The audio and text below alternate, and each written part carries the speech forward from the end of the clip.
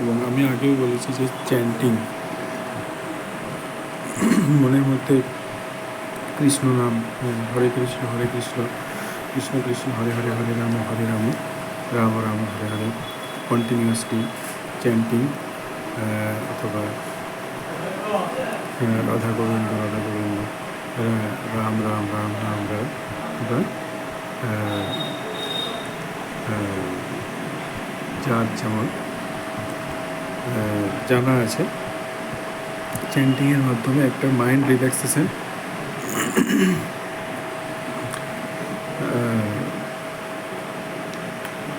করা সম্ভব।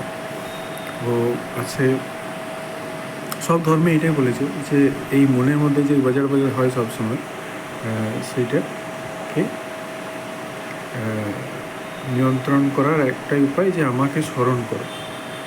বৈষ্ণব ধর্মেও সেটাই বলেছে, হরে কৃষ্ণ এটা বললো, এবং ইসলাম ধর্মেও সেটাই বলা হয়েছে যে আল্লাহকে স্মরণ করো, আল্লাহর বাণীগুলো, শ্লোকগুলো মনে মনে বলো, আল্লাহর আজান করো, 5 বেলা 2 বেলা 1 বেলা করে আজান করো ইত্যাদি। এটা ইসলাম ধর্মে বলা হয়েছে। বৌদ্ধ ধর্মেও তাই বলা হয়েছে, প্রার্থনা।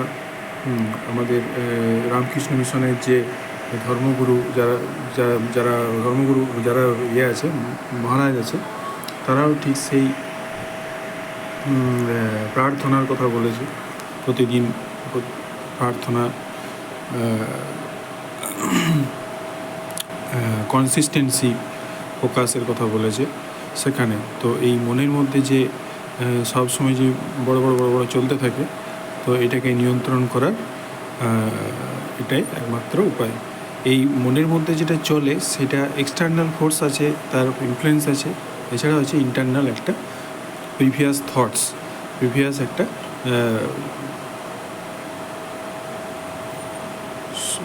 লিসেনিং বা প্রিভিয়াস একটা স্মৃতি, মেমোরি, দুটোর একটা মিশ্রণে একটা মিলিত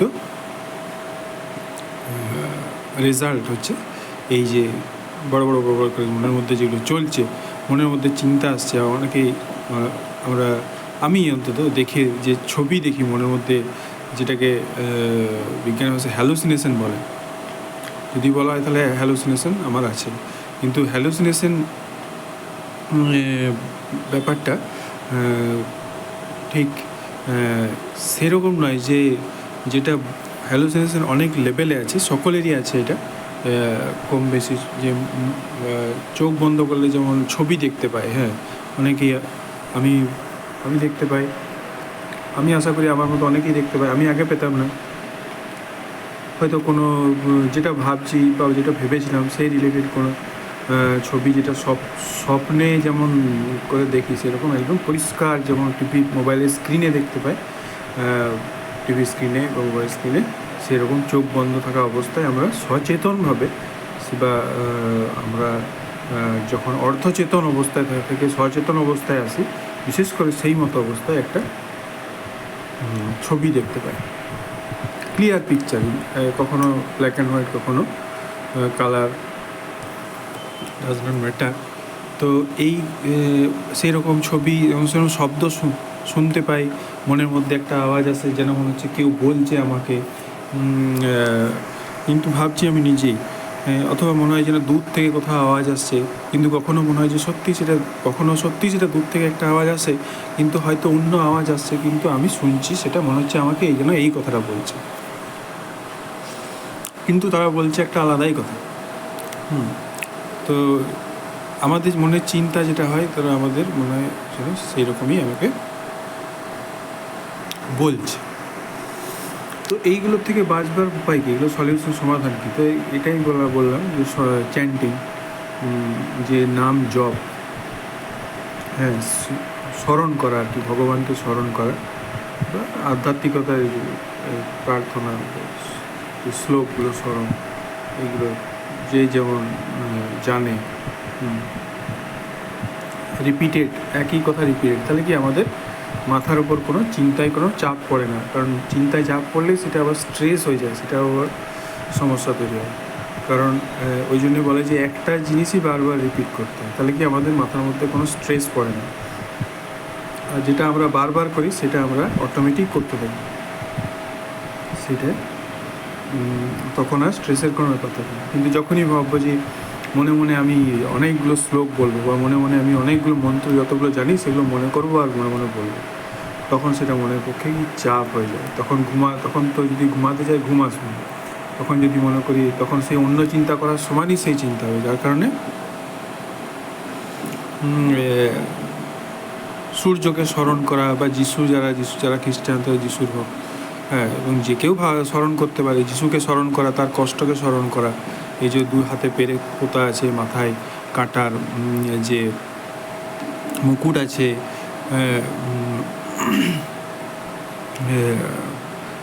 তার কাঁটা দিয়ে তার শরীর বাঁধা আছে, হ্যাঁ, এগুলো দিয়ে একটা কষ্টের যে আবেগকে ধর্মের এতে যে খ্রিস্টান ধর্মে যেখানে তার রয়েছে, তো সেই কষ্টের মধ্যে অনেক মেসেজ আছে। তো এইগুলো আর কি স্মরণ করা, হ্যাঁ, সূর্যকে স্মরণ করা, কোনো নিজের কোনো ভালো মুহূর্ত শেয়ার করা বলছে এবার, হ্যাঁ, এটা আমি বলছি না, মানে এটা করলে এটা খারাপ না, নিজের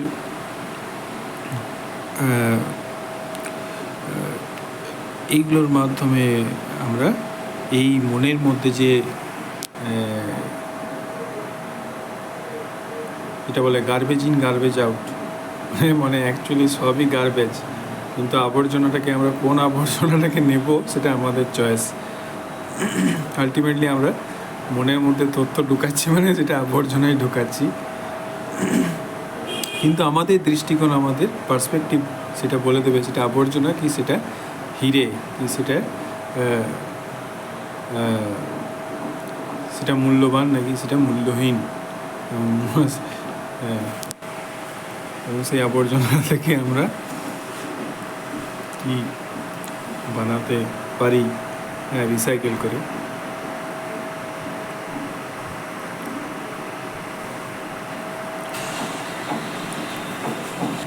আর একটা টপিক যেটা ইন্টারনেটে খুব পপুলার, যে হস্তমৈথুন, মাস্টারবেশন,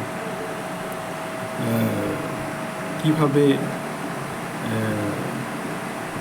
এইটাকে দেখা যায়, এটাকে কী নজরে দেখতে পারি বা এর প্রতি দৃষ্টিভঙ্গিটা কেমন। তো হস্তমৈথুন বা মাস্টারবেশন মূলত ছেলেদের যে ক্ষেত্রে, যেখানে কি আমি বলতে অনেক যারা জানে তারা বুঝতে পেরেছে, গোদা বাংলায় যেটাকে হ্যান্ডেলিং বলা হয়। আমাদের এলাকার অনেক রকম ভাষা আছে, অনেক এর ল্যাঙ্গুয়েজ আছে, কোড ল্যাঙ্গুয়েজ আছে, হ্যাঁ, সময়ে সময়ের ল্যাঙ্গুয়েজ চেঞ্জ হয়, দল ভেদে এক এক দলে এর কোড বা এর ল্যাঙ্গুয়েজ এক এক রকমের, হেলানো, হ্যাঁ, মুঠি মারা, হেলানো, আর কি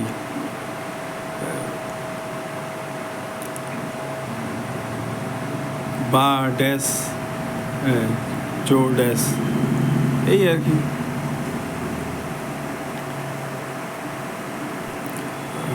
তো এইগুলো আমাদের এইটাকে কিভাবে আমরা দেখতে পারি, কি করতে পারি এর জন্য। প্রথম কথা, হস্তমৈথুন একটি অপ্রয়োজনীয় অভ্যাস, যেটা আমাদের প্রয়োজন নেই, যেটাতে আমাদের কোনো উপকার হয় না, যেটাতে আমাদের কোনো জীবনের উন্নতি হয় না। এটা আমাদের একটা বলা হচ্ছে, কি বলা হচ্ছে সব কিছু বলা হচ্ছে এটা শরীরের একটা স্বাভাবিক প্রক্রিয়া। এখানে হস্তমৈথুন মানে এই আর্জ, এই একটা মনের যে ইচ্ছা, সেইটাকে জাগরিত হলে সেটাকে আমরা হস্তমৈথুনের মাধ্যমে রিলিজ করে আমরা একটা স্যাটিসফ্যাকশন বা রিলিজ করে আমরা সেই আর্জটাকে শেষ করতে পারি, আর্জটাকে নর্মালাইজ করতে পারে। আবার এইটাও বলা হচ্ছে যে মানে যেটা বললো সেটা ডাক্তার বলছে, মানে ডাক্তার, মোটিভেশনাল যারা স্পিকার রয়েছে তারা সেটাকে বলছে। আর এই স্পিরিচুয়ালিটিতে বা ধর্মের যে দৃষ্টিকোণ থেকে বলছে যে এইটা আমাদের অনুচিত, এইটা আমাদের উচিত নয়, মানে এইটা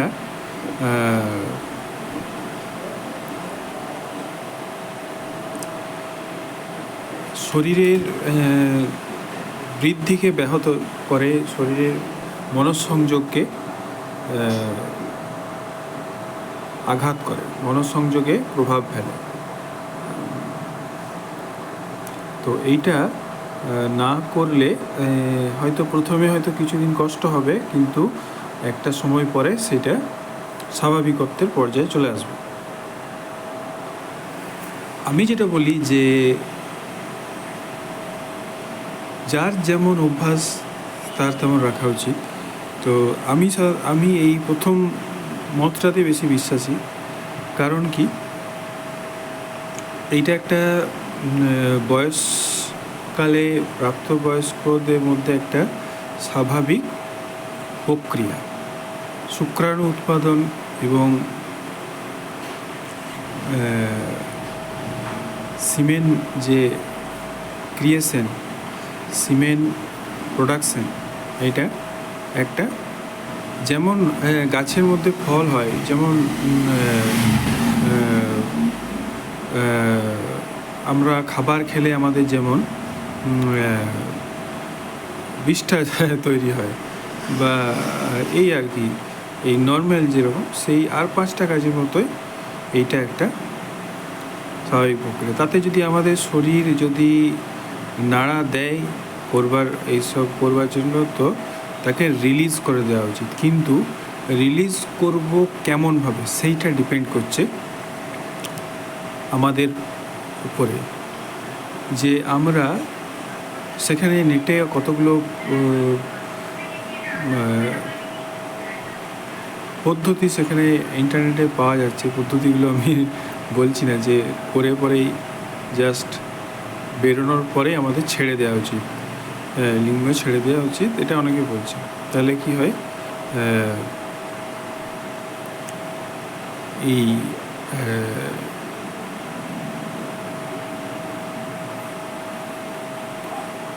জাস্ট রিলিজ হয়ে আমরা নর্মালাইজ করতে পারি। আর এটাকে বেশি আমরা সেন্সেশন ফিল করতে পারি না, বা আমরা কি হয়, আমরা ড্যামেজ থেকে সেফ থাকতে পারি, ড্যামেজ হওয়া থেকে নিজের বাঁচাতে পারি। ইন্টারনাল যে আমাদের গ্ল্যান্ড যেটা রয়েছে, কি নামগুলো, আমার ইমেজগুলো মনে আছে, তো নাম তো মনে নেই। তো সেই ইন্টারনাল যে গ্ল্যান্ডগুলো যেখান থেকে বের হচ্ছে, বা এই যে সেখানে আমাদের টেস্টিকেল থেকে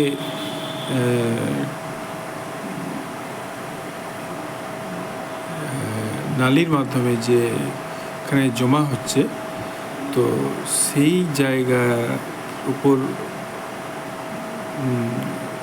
এক্সটার্নাল কোনো প্রেশার না পড়ার কারণে আমাদের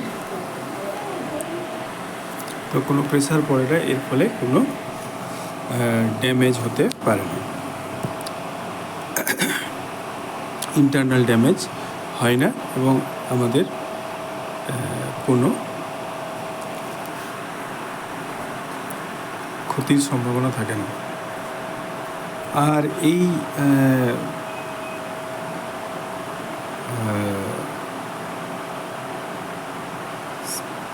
যে কাম উত্তেজক দৃশ্যগুলো রয়েছে, যেগুলো বিশেষ করে মোবাইলের স্ক্রিনে, সেইগুলোর থেকে বাঁচবো এবং সোসাইটিতে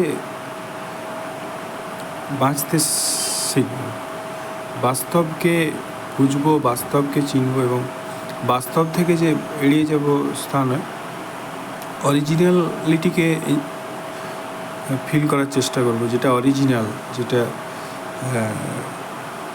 বাস্তব, যেটা রিয়েল, সেই রিয়েলিটির দিকে দৃষ্টি নিক্ষেপ করব। সেখানের যে বৈচিত্র্য, সেখানের যে ভ্যারাইটি, সেইটার প্রতি একটা কনসেপ্ট তৈরি করব। তাহলে আমরা আমাদের যে পর্নোগ্রাফির একটা ফ্যান্টাসাইজড যে একটা ওয়ার্ল্ড, যে পুরো ফ্যান্টাসাইজ করা হয়েছে পুরো ব্যাপারটাকে, যেমন ক্রিকেট, যেমন কি T20-তে যেমন পুরো ফ্যান্টাস্টিক লাগে না, মানে কিন্তু আমরা যখন মাঠে খেলি কিন্তু এতটা আমাদের এতটা কী লাগে যতটা আমাদের এই ভালো লাগে ওই খেলাগুলো দেখতে। ফ্যান্টাসাইজ করা হয়, মানে প্রবলেমগুলোকে ঢেকে দেওয়া হয়, প্রবলেমগুলোকে আড়াল করে দেওয়া হয়, প্রবলেমগুলোকে চিন্তা থেকে বের করে দেওয়া হয়। তো পুরোটাই একটা ফুল অফ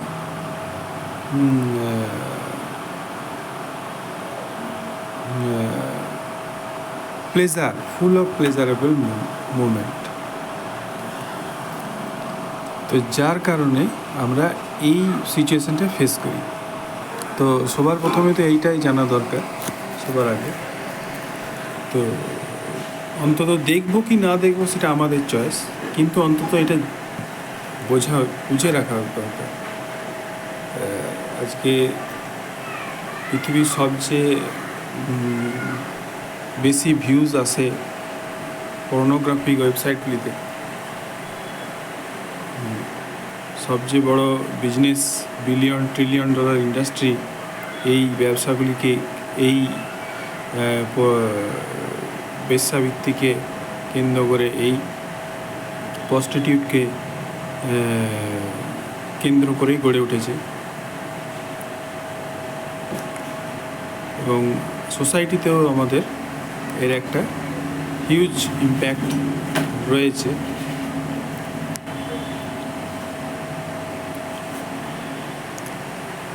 আমি ভালো বা খারাপ কোনো চোখেই আমি দেখছি না, আমি জাস্ট আমার যেটা আন্ডারস্ট্যান্ডিং সেটা শেয়ার করলাম। আমি এটাও বলছি না যে পর্নোগ্রাফি দেখা খারাপ, আমি এটাও বলছি না যে পর্নোগ্রাফি দেখা ভালো। দেখলে কি ক্ষতি হতে পারে, কি লাভ হতে পারে? লাভ তো কিছুই নাই, এবং দেখলে কি ক্ষতি হতে পারে সেইটাই আমি, যেহেতু লাভ নাই তো ক্ষতি নিশ্চয়ই আছে, বা ক্ষতি আছে কি না আছে, থাকলে কতটা ক্ষতি না ক্ষতি, সেইটাই আমি যতটা জানি সেটা আলোচনা করলাম। তো এর মধ্যে থেকে কি একটা ভালো কি আছে যে প্লেজার, সেন্স অফ প্লেজার। তো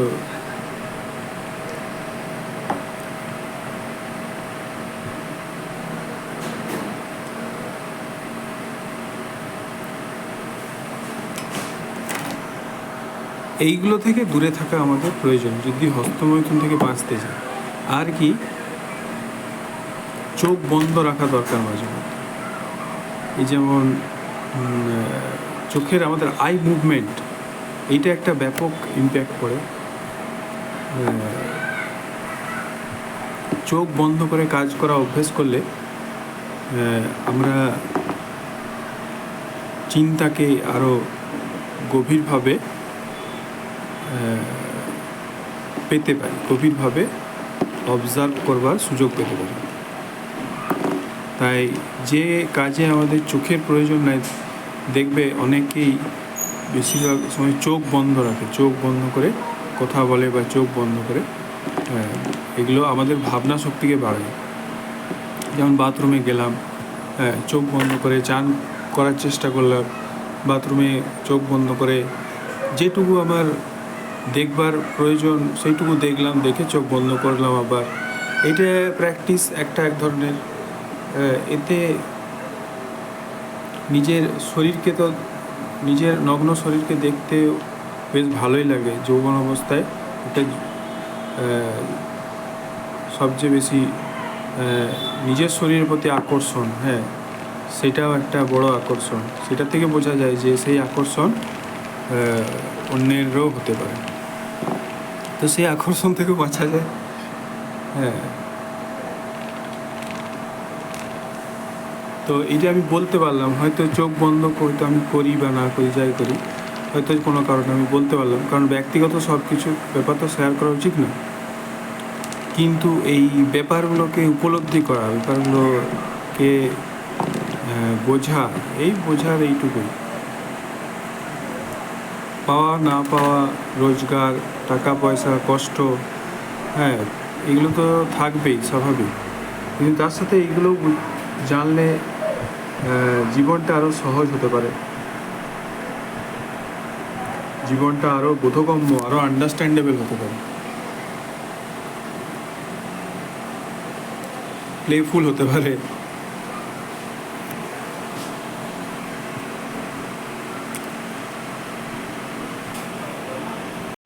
তারপরে কি বলছে যে মাস্টারবেশন আমাদের শরীরকে দুর্বল করে দেয় আমাদের।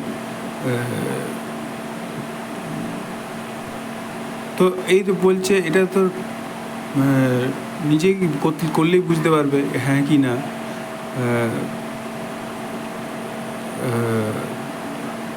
এছাড়াও কি বলছে যে আমাদের বুদ্ধিতে, আমাদের চিন্তায় নাকি এর প্রভাব পড়ে। তো এইটা আবার করতে গিয়ে, মাস্টারবেশন বন্ধ করতে গিয়ে আবার সেটা আবার চাপ যেন না হয়ে যায়, সেটাও দেখা। হ্যাঁ, আমি মাস্টারবেশন আমি মনে করলাম যে অভ্যাস খারাপ দিয়ে বন্ধ করতে গেলাম, সেইটাও আবার একটা চাপ নিয়ে নিলাম, সেটাও ঠিক।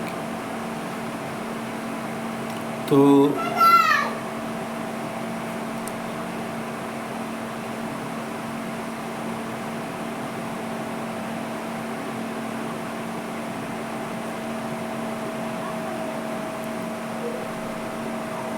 তো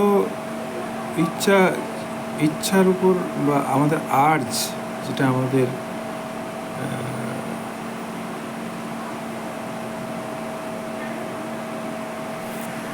আমরা কি যে প্রয়োজন হলে তবেই করব, আর প্রয়োজন না ব্যতীত করব না। আর এই মাস্টারবেশন যেটা দেখা গেছে যে বয়স হওয়ার সাথে সাথে এটা এর ফ্রিকোয়েন্সি, এর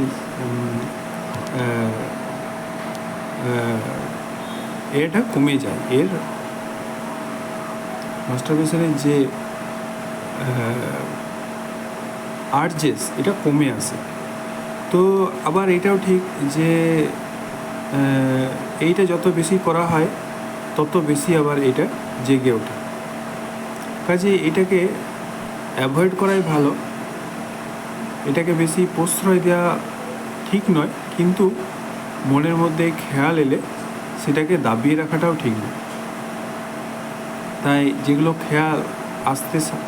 খেয়াল আসে যেগুলো, সেইগুলোকে চিহ্নিতকরণের মাধ্যমে, সেগুলো চেনার মাধ্যমে সেইগুলো থেকে দূরে থাকাটাই ভালো। এবং কেউ যদি বলে এটাকে থেকে আমি কাছে থেকেও আমি এক একজনের মত আদর্শ এক এক রকমের, কাছে থেকেও মনে করে আমি এটাকে এনজয় করবো, তো এনজয় করেও সে তার কিন্তু সামাজিকতা এইসবগুলো বা আইন, হ্যাঁ, কনস্টিটিউশন, কিছু অপরাধমূলক কিছু না হলেই হচ্ছে, হ্যাঁ, কিছু অনৈতিক কিছু না হলে হচ্ছে।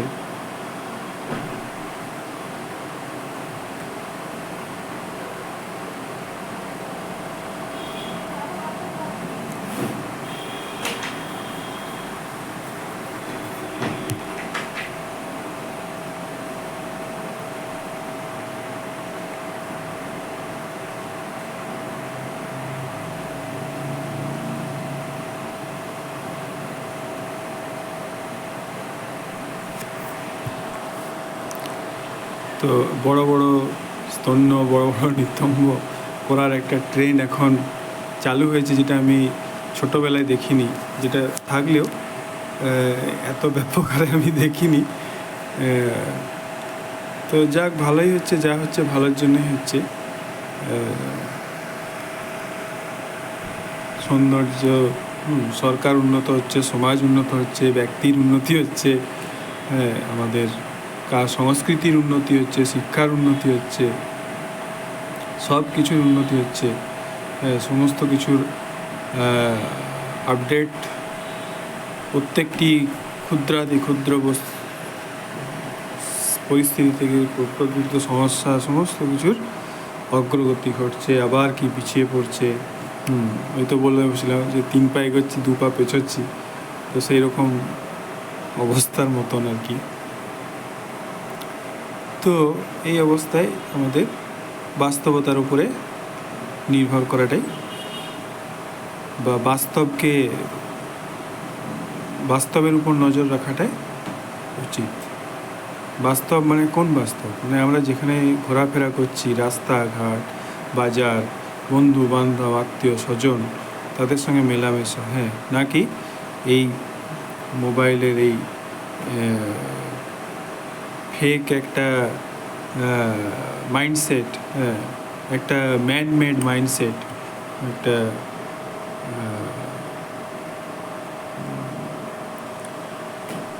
তথ্য, একটা চিত্র, হ্যাঁ, একটা বানানো, একটা মানে ডিরেক্টরের দ্বারা বানানো একটা চিত্র, একজনের মস্তিষ্ক প্রসূত কোনো কল্পনার ফলাফলকে না দেখে একটা সত্যিকারের বাস্তবকে দেখব। সব কিছুই দেখব, কিন্তু বাস্তবকে অবশ্যই দেখব, বাস্তবকে দেখতে ভুলবো না, সেটাই বলতে চাইছি। যে আলটিমেটলি সেই বাস্তবটাই হচ্ছে আমাদের আসল জায়গা, যেখানটার জন্য আমরা সব কিছুকে দেখি। সেই বাস্তবকেও আমরা পুঙ্খানুপুঙ্খভাবে দেখব, যতটা আমরা সব কিছুর দিকে পুঙ্খানুপুঙ্খ নজর রাখছি। তাহলেই আমরা পার্থক্য, ডিফারেন্স নিজেরাই করতে পারবো, নিজেরাই বুঝতে পারবো। হ্যাঁ, আর অন্যের মতামতের আর প্রয়োজন, মতামতের উপর ভরসা না করলেও তখন অন্যের জ্ঞানের উপর ভরসায় না থাকলেও চলবে।